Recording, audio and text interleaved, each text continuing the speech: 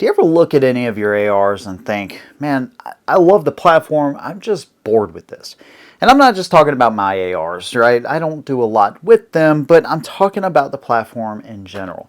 There's got to be some way to innovate this and create something cool and different while still maintaining, of course, a lot of the benefits that the AR platform gives you. And I may have found one, and today that's what we're going to be talking about. The Sigh from Reap Industries, which takes this and turns it into something very different, wildly different than what the AR platform provides you. Now, the last thing I want you to think is that I hate the AR. I don't. I think it is one of the greatest protectors of freedom that we have ever seen. And I love them. They serve a great purpose. They arm a lot of good people, and they are fantastic tools. And I believe if the Founding Fathers wrote the Second Amendment right now, they would change nothing, including the AR platform. They would actually probably just add a couple of things. First of all, if you try to infringe upon, touch, manipulate, or mess with people's rights to bear arms, you're guilty of treason and you're going to be out of the country. And include AR specifically and any other rifle. I believe that they knew technology would catch up. It wasn't just going to protect muskets forever. And this is the modern musket. And so yes, I believe that wholeheartedly. And again, I don't want you walking away from this video thinking that I hate this platform, because I really don't. I think it's fantastic. It's just boring. So I tend to gravitate towards other types of rifles. So I want to show you something a little different here today, and I'm going to tell you the pros and cons of the Sigh as well.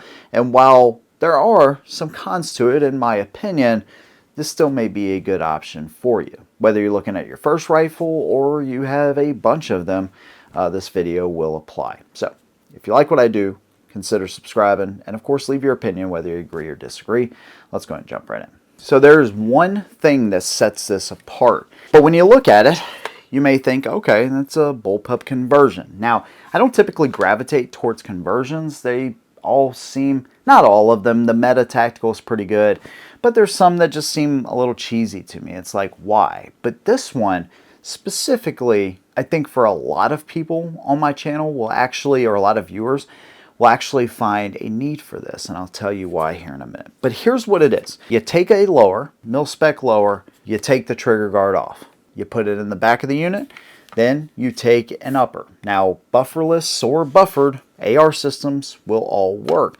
And Browning was nice enough to send me one of the BR-180s, which I've wanted to try anyway, so this is kind of a perfect time to try all of this stuff. And it's one of the more popular options for the Sigh. So essentially what we have is from the front lug on the AR to wherever your M-LOK or key mod is, you got to measure 2 7/8 of an inch, and that's where you're going to put your locking bar. Now, the Sigh utilizes 2 pins, and then of course you use your standard 2 pins as well. So you actually have 4 pins in the system. You get everything lined up and you slide it in. Now, one of the great parts about this is it's only 12 ounces, and it's not an FFL. So there is no gun parts here.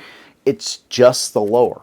So you can actually have them shipped to your home. So you don't have to go to a gun store to pick it up, because you're already using something you already have or something you intend to buy in the future. It's not an FFL item. It uses one of the dye-free company Kung Fu grips. It has a rear selector plug, so you can actually use just the ambidextrous selector on the unit itself and bypass the selector on your normal lower. They have extended mag releases and bolt catches, and they have the stave system. So if you have one of those stocks, the SCW stocks, you can utilize those as well. I actually have one of their AR MCX adapters and one of their sickle stocks on the back. So in this configuration with a 16-inch barrel, it is shorter than an 11.5-inch SBR, and you don't have to go through all the paperwork, the time, the information, the headache, the engraving, none of that. Now, typically, when you pick up a bullpup, you're going to notice extra weight. It's all centralized back here for the most part, and that's great, especially for kind of one-handed stuff, but you normally have more weight overall. But the unit is only 12 ounces. So depending on what your lower is and what your upper is, which this upper I think comes in at like 4.71 pounds, you're not going to add a ton of weight to this. Now, the installation process took me a little bit of time because everything is so tight fitting, and it has to be, that once I got the lower in, and then as far as just getting the upper and getting the two halves together, it's really not a hard process. And now that I've done it once, it's kind of like everything you do. You know, once you do it once, the second time would be so much easier. But it did take me a little bit of time to get it all together. And one issue that I found when I put it together is that they recommend these screws be 16 inch-pounds. I did it to 15 because that's what my Wheeler kit goes from. It goes from 15 inch-pounds to 20. And these 3 screws right here, when I did that, the trigger would not reset. So I backed them off just a little bit, and now it's totally fine.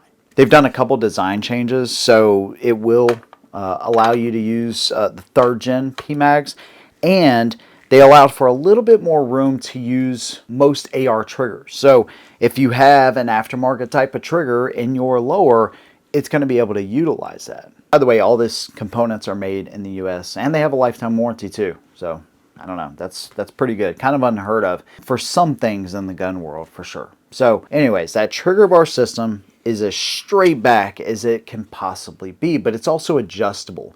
So essentially, you move the unit to where it's just barely touching the trigger, you tighten it in place, and you're going to add less than a pound to whatever your trigger already is. And triggers and weight are 2 of the bigger issues that you have with bullpups that most people find anyways. And yeah, like I said, normally triggers are not that great because you have so much distance from where your hand goes to where the trigger system and the hammer and action all is, that normally they're not that great. But this one, again, adds less than a pound. And it's actually pretty good. Makes the trigger feel a little bit different. A little more mechanical, I guess you can say, because you have that transfer bar, but it's still not bad at all. Now, when I was shooting this, and this has nothing to do with the sigh, there's actually no shell deflector. There wasn't one on the AR 180s, which is what the BR 180 is actually designed from. That's where it draws its inspiration, which is another Eugene Stoner design. Back in the 60s, once they sold the direct impingement to Colt, he was like, well, let's come up with a short stroke gas system.